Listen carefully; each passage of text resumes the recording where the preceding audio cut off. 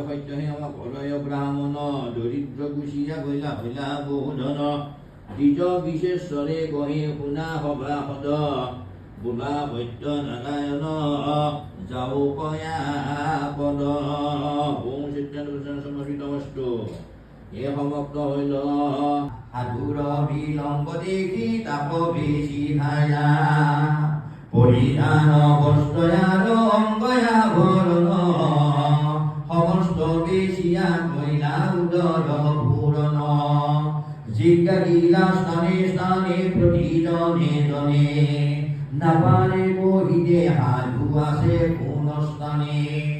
উদ্দেশ্য নাপাই তাৰ কান্দিয়া বিকল কলাকেৰ ধন নাই গৃহৰ সম্বল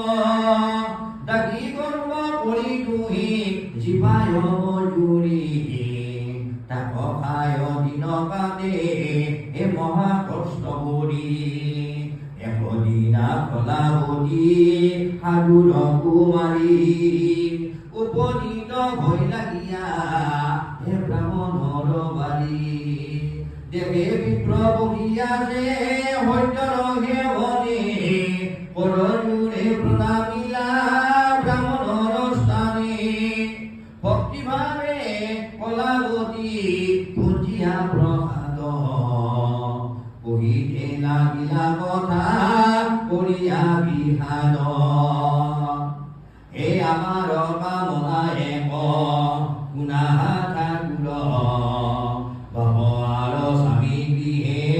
ফিৰুবহতৰ এহি মতে আমি কৰিব নিশ্চয় সত্য সৈতে মনোবাঞ্ছা যদি পূৰ্ণ হয় কহিলা ব্ৰাহ্মণ এক সিদ্ধে সেৱা কৰা সত্যনাৰায়ণ সেৱাকে সন্তুষ্ট যদি ভয় গদাধৰ বাপহাৰ স্বামী গুণ আখিবে সত্তৰ এন উপদেশ পায় দ্বিজবৰ স্থানে দণ্ডবধ কৰি গৈলা আপন ভৱনে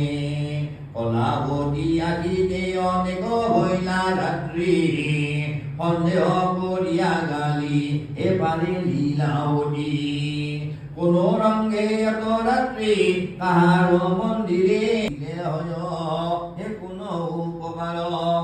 সাধুৰ কাতৰ দেখি কহে নৰপতি সত্যৰ মহিমা বৰ্ণে